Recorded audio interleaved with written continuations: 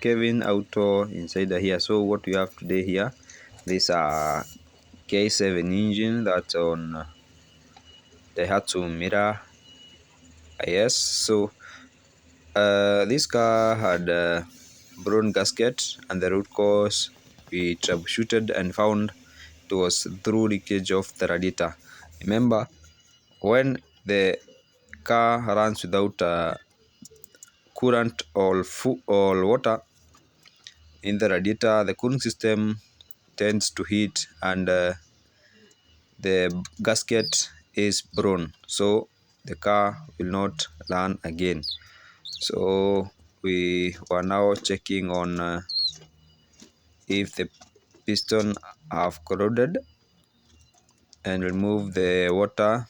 Remember, after overheating, the current stayed for a while without coming to the garage. So now we are testing to see if the gasket will fit. This is what we call the gasket.